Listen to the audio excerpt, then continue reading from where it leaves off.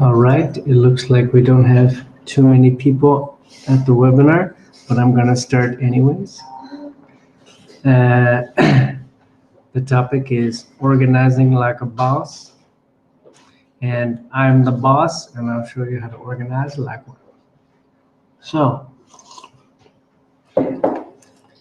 and in organizing, we're talking about organizing or writing essays and papers in particular. So, first topic we'll go over, and just to note, if people have any comments or questions, you can write in the chat, and I will answer them. Please keep your sound off so not to disturb the recording. Thanks. Okay, so the first topic is how to make your thesis statement brilliant. And so first we're gonna go over the slides, and then after that we're gonna go over examples. All right, so how to make your thesis statement brilliant. So thesis statements can't be vague. They have to be specific, but it has to be not too specific too, because if it's too specific, then you're kind of writing a paper in one sentence, which is not only nerdy, but just really annoying for the reader. In the thesis statement, we're also supposed to show the reader and the audience kind of like a roadmap about where the paper is going to go. So we also don't begin a thesis statement with "this paper will" or "I will illustrate." You should get straight to the point, be direct, be concise. Every word counts. You need to show valid support in your thesis statement. So you can mention research here, you can pick a side of some experiment, but you should have something valid to back up your thesis statement. If you say, I think Saddam Hussein is a brilliant, caring man, most people won't believe that. So you got to back it up with some support in the thesis statement to actually make any sense. So you got to be assertive too, because a thesis statement isn't a question. It isn't being passive. You have to be strong in what you say. It's kind of like a lawyer in a court, and they're saying their final judgment.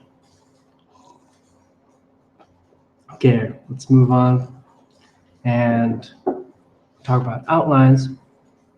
Creating an outline that will keep you on track. So, what's a great little trick is putting your thesis statement on the top of the outline.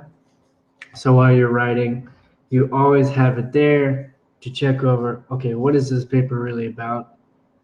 You have to remind yourself, because sometimes you can rant and go on off topic. So each section of the outline should have bullet points underneath it, and you're going to be talking about like the little details in each section. So when I say section, I mean introduction, body paragraphs, and conclusion. And in the body paragraphs, you're going to have bullet points under each body paragraph. You don't have to have so many. You don't have to have like 10 or anything, but you can have 2 or 3. I use keywords and phrases instead of detailed notes. So what I mean by that, for those people who don't know what SEO is that it's kind of strong words. It's words that are important, kind of buzzwords, to kind of give you a hint, kind of like a clue while you're writing the essay, to remind you what is your paper actually about. You don't have to write long sentences or anything, but if you have these buzzwords, you can kind of like trigger your brain, and your brain will go, oh yeah, I remember what I was supposed to write. So number and order your outline also. Have it in a logical sequence. Don't make it look like you just scribbled something down. Have it all tight and tacked. All right, we're over that boring subject of outline, so let's go on topic sentences, which is kind of more interesting because a lot of people don't know what a topic sentence is or how to use them. So it's basically the first sentence in a paragraph, and it's a lead-in, but it also tells the reader what the paragraph is going to be about. So a good topic sentence transitions from the previous paragraph and what's going to be talking about in the current paragraph. So if you don't have a previous paragraph, like say you have an introduction, you're going to give background, and you're going to start with a boom bang statistic or something. But all the rest of the paragraphs have a previous paragraph. So you're going to mention content or something specific from the other paragraphs in that topic sentence. And so topic sentences are very important to organize, to have for the organization of your paper, because they show a connection between all the other paragraphs, and they point to the reader and say, hey, this is what this paragraph is going to be about. It's a strong lead-in that makes sure that the reader is engaged and they know what the paragraph is about. So you have to find a balance in the topic sentence between being too specific and too general. Like, it's kind of like a thesis statement, but it's like a mini thesis statement, less important. You can say it's even like a thesis statement for that paragraph. So this is a good point. They shouldn't sound like they came out of the blue. So this happens to a lot of writing, that they'll have a topic sentence. So the writer will put in a topic sentence, and it would sound like it's a totally random topic for the paper. So this has to be avoided. So that's why it's very important to have information from previous paragraphs in the topic sentence, so it shows a clear link between the paragraphs. All right. And transition to fruition. I like to rhyme, as you notice. So I'm like a stickler for transitions being organic. Instead of putting in first, second, third, sequential, just like cookie cutter things, try to make it organic. Again, like from the topic sentence, take information from what has already been written and put it inside the transition to make it natural sounding, to make it relevant. Because if you just put a bunch of cookie cutter transitions, you just sound like a robot you had inserted them. So, and they're not as effective either. So, what's the point? So, yeah. Ideally, you should have a transition at the beginning and the end of the paragraph. I've seen transitions, you can say, lasting 2 sentences or even in the second sentence, but that's rare. So I would say shoot for the first and last sentence of the paragraph. So it's kind of like it shows, same thing as the thesis statement. You have keywords, use keywords and buzzwords as the same as the thesis statement. So a transition does not need to be longer than 1 sentence. As I mentioned before, if it goes longer than 2 sentences, you're probably being like a research nerd or something.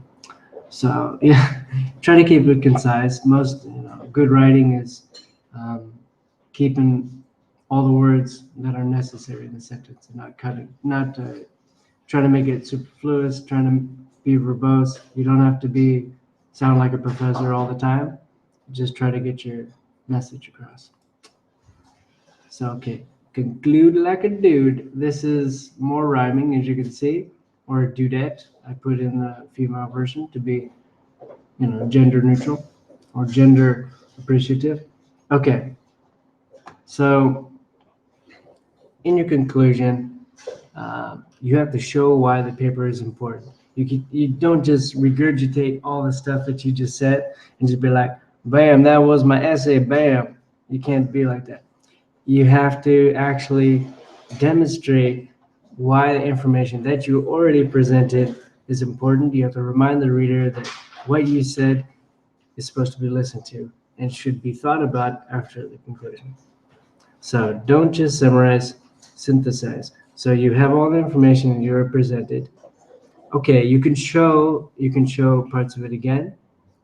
You can mention it, but you're supposed to, from that information, you have a cloud of information. You need to make a gem out of that cloud. You need to make something fit in the other person's brain succinctly from all that information. Give the readers something to take away and something to learn from putting all that information together.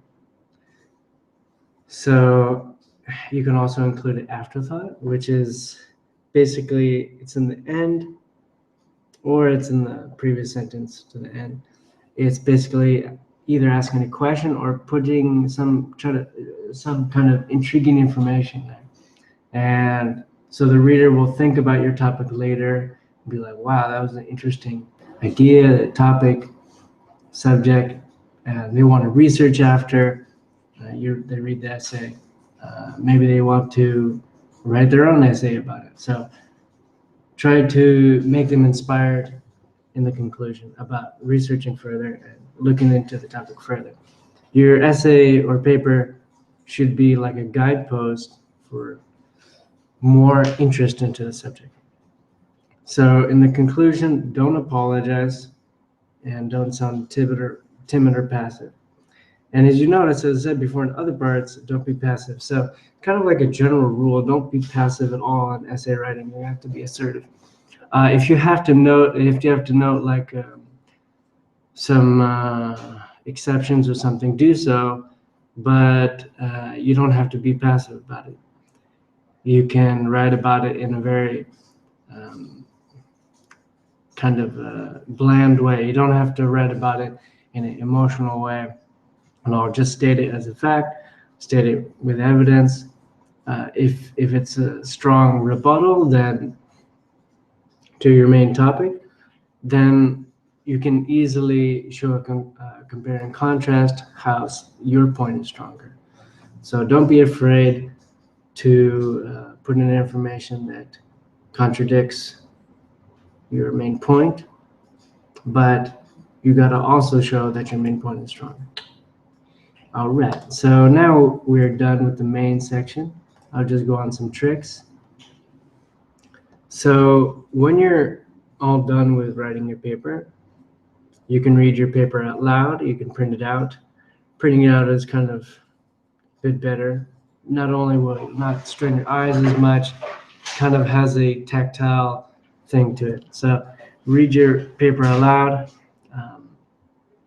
And this is because you have a different sensory hearing and seeing. So before you're just seeing, maybe you have like a voice inside your head, but that's a little different from hearing with your ears. So you can also read your paper backwards from bottom to top. So it sounds a little strange, but it really works if you want to see some things that you see, some mistakes that you didn't see. You can just read your paper from bottom to top backwards. So you will notice some strange things from this. Maybe you'll feel like you're on drugs while you're reading it, but whatever. You will see some, it's usually they're punctuation marks, some technical grammar or something like that. So yeah, you can try it out, even if it's just for fun, to make your essay sound weird to you. You can read it backwards. Okay, so we're done with the slide. We're gonna get on some examples real quick. So here's a pretty good thesis. So I'll just read it. At least 25% of the federal budget should be spent on helping upgrade businesses to clean technologies, researching renewable energy sources, and planting more trees in order to control or eliminate pollution. So it's pretty darn specific, but it's not too specific, because if we talk about what part of this federal budget here, it'd be too specific. They said researching renewable energy sources. If we talk about every single renewable energy source that we want to talk about, that would be pretty annoying as well. So yeah, you don't want to be too specific. It doesn't begin with a cheesy phrase like this essay will blah blah blah. It shows what the paper is going to be about. It's pretty like a point by point list. It's assertive. So it shows that the person believes. It's saying like this is their belief. It has no passive language in it. Okay, so that's a good old thesis. Here's an outline. As you can see, here's the thesis statement at the top. Here's the title. I mean, of course, all this is working in a working process. So title and thesis, these can change easily from draft to draft, but it's nice to have in the beginning. So here we got numbers, we got letters. These are the subpoints. The numbers are the main points. So it's very well organized. You even got titles for the main points. You know, here we got a lot of words. We don't need that. Some people can be a little bit obsessive with it and kind of be like writing a pre-essay in the outline. You can write that. There's no problem with it. It's not incorrect or anything. But I personally don't write too much in the outline because, well, I'm kind of lazy with the outlines. I don't want to write a whole essay in the outline, so I try to use just keywords and just kind of flash phrases. So yeah, we already talked about this. The statement at the top, organized by number of letters, keywords, and phrases. He uses, this is a nice example. There is a lot of buzzwords here, good verbs, strong language. It's not flowery language at all. So, okay, good and bad thesis, good and bad topic sentences. Sorry. So here I'm going to read a bad topic sentence. Abraham Lincoln was born in 1809. Okay, We know that's bad because it really does not tell much. Okay, and it's a bad topic sentence, because if the whole topic sentence is about him being born in 1809, that's a pretty boring paragraph. That's all I gotta say. So the good version of that is Abraham Lincoln, born in 1809, was one of the most influential politicians in history. It's a little, just a little vague, but as I said, topic sentences are not supposed to be super specific. So here's another bad one. I'm going to discuss the Battle of Gettysburg. Okay, I mean, these kind of topic sentences are like a snore fest. You don't really want to read that. So here's a more specific version. The Battle of Gettysburg, fought in 1863, was the turning point in the Civil War. Okay, that was a very nice topic sentence. Okay, another bad topic sentence. The Civil War had lasting effects on the American South. First of all, it's pretty vague, lasting effects. But we need something more grounded, more detailed to make the paragraph run. So here, because the Civil War was fought mostly on Southern soil, it had lasting effects on the region. Okay, there we have something to pull the reader in, pull some information from it that we can imagine a paragraph coming from. The other one, you can imagine a whole essay being written out, so it's not detailed enough. Okay, so here's a good transition. See, I've highlighted all the keywords here that they kind of plug in to the next paragraph, the topic sentence here. So here we got NASA, we got Black Hat.